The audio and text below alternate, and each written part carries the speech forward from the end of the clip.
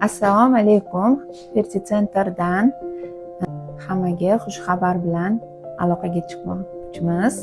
Eko programmasini muvaffaqiyatli amalga oshirdik. Birinchi urinishdayoq bemorimizda erkaklik faktori bo'yicha bepushtlik, 7 yillik bepushtlik edi.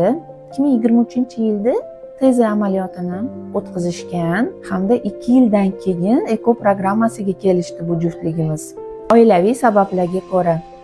Demak, 2 yil vaqt kerak bo'ldi shunaqa chiroyli natijalar uchun. Birinchi urinishda chiroyli natija oldik. Ko'rib turganimizdek, bachadon ichida chiroyli homila qopchasi, embrionimiz ko'rinib turibdi, sariqlik xaltasi juda ham qoniqarli.